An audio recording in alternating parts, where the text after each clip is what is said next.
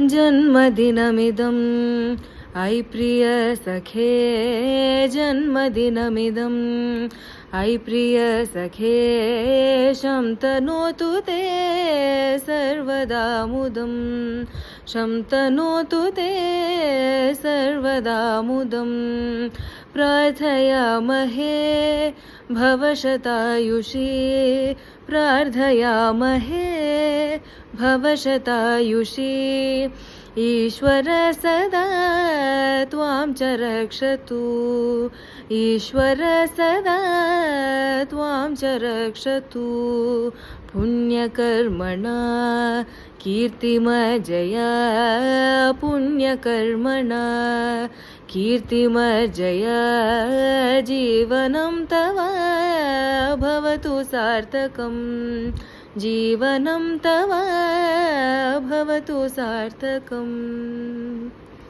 Happy birthday अनगा।